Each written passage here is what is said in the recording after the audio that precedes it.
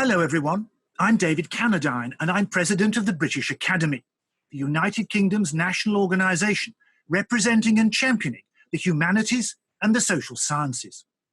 For this special talk introducing our summer showcase, I'm going to say a few words about another great national institution, Westminster Abbey, whose towers can easily be glimpsed from our own headquarters on Carlton House Terrace. It's been a house of prayer and devotion for more than a millennium. It's a building of outstanding architectural significance and an unrivalled national mausoleum. Its close and lengthy relations with the parliaments and the governments of this country are unrivalled by any other church in any other nation. And with only two exceptions, every one of our monarchs has been crowned in the Abbey since 1066. Yet what makes Westminster Abbey so interesting and so remarkable is that this is no simple, linear, predictable, one-way story. On the contrary, its long history abounds with paradoxes, contradictions, unexpected turns, disruptive redirections, and unforeseen outcomes.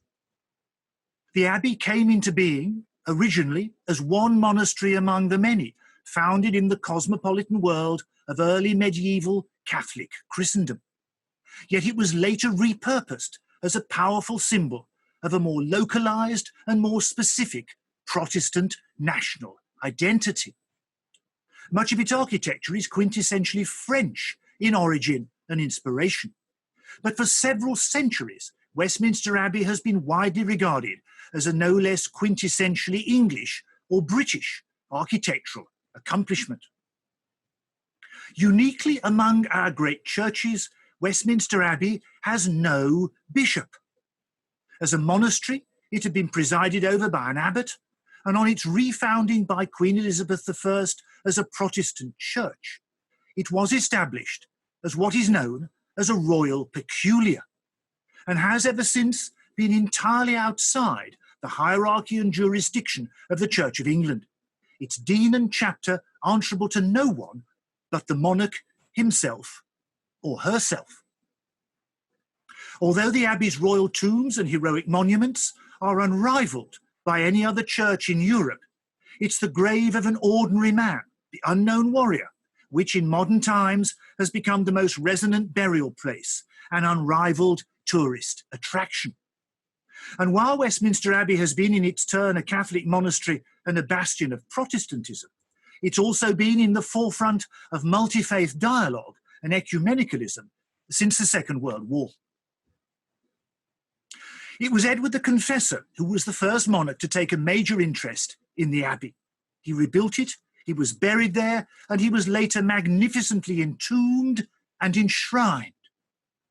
Edward's successor, King Harold, was defeated by William the Conqueror at the Battle of Hastings, but he followed Harold in being crowned at Westminster Abbey on Christmas Day, 1066. And thus was the tradition invented and the tradition established that the coronation of our monarchs takes place in the Abbey. The Confessor's splendid Romanesque church was replaced by an even more magnificent Gothic building constructed by Henry III, the Abbey's greatest architectural patron. And although the west front would long remain uncompleted, Henry's church was dedicated in October 1269, just over 750 years ago. These energetic and expensive royal interventions transformed the original monastic foundation into one of the most significant churches in Catholic Christendom. And during the reign of Henry III, it became the established burial place for monarchs, their consorts, and often their children as well. Across the Abbey's long history, the pivotal era was that of the Tudors. Henry VIII converted the monastic foundation into a Protestant cathedral, no longer under papal jurisdiction, and replaced the abbot and the monks with a dean and chapter. Edward VI refounded it as a subordinate cathedral to neighbouring St. Paul's. Queen Mary reversed these changes and temporarily restored the Benedictine monastic community in her drive to re-establish Catholicism. But Elizabeth I re-established the Abbey again as a Protestant church under her royal control. But the execution of Charles I, the abolition of the monarchy, the disestablishment of the Church of England, and the replacement of the Abbey's dean and chapter as its governing body by a parliamentary committee, ushered in a new and completely different world in the mid-17th century.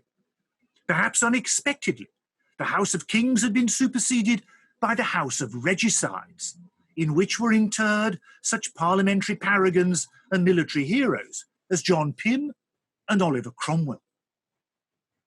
But with the restoration of the monarchy and the Church of England, the Glorious Revolution and the Hanoverian succession, the Abbey resumed its role as the preeminent royal and state church, as if the Cromwellian interregnum had never happened.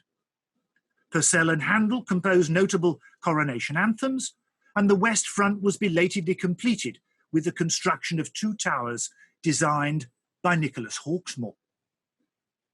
But George II would be the last monarch to be buried in the Abbey, and the ensuing decades were a time of religious and institutional torpor, worldly deans holding plural livings, uninspired services and preaching, and more tourists and monuments, but less religiosity.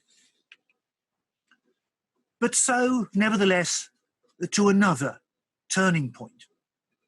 From 1863 to 1881, Arthur Penrhyn Stanley was a transformative dean who made the Abbey a place of broad, liberal and welcoming churchmanship, with better sung services and memorable preaching, and with grand public funerals and yet more monuments. As a result, the Abbey became increasingly central to the life of the nation as a whole, especially the imperial nation that the United Kingdom had become by the end of Queen Victoria's life.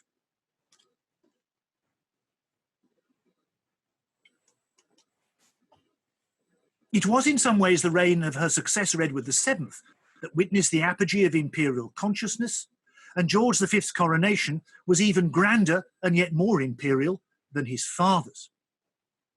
But the First World War was as much a turning point for the Abbey and the monarchy as it was for the British nation and the British Empire.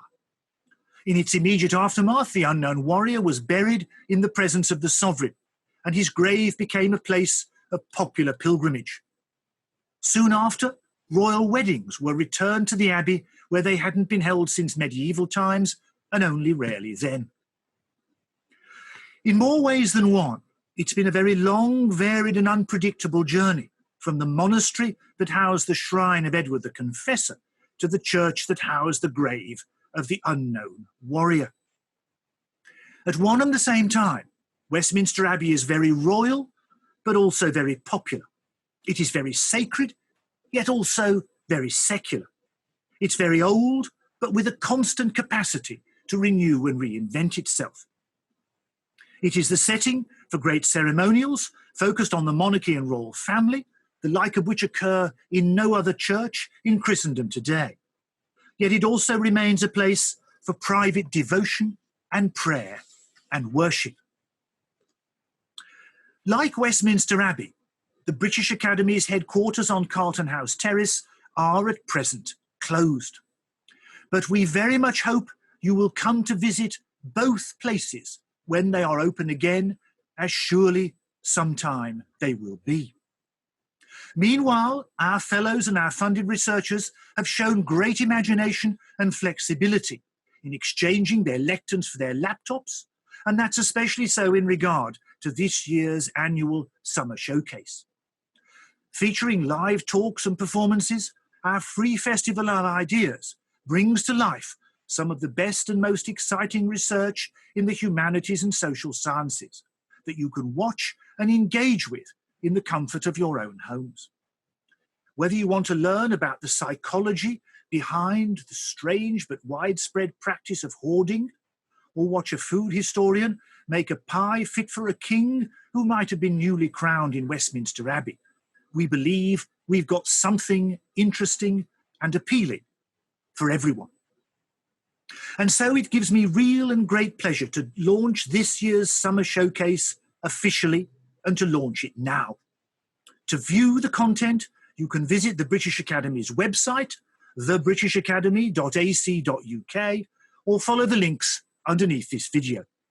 And do keep an eye out for live events also taking place across the next few days. Thanks so very much for watching.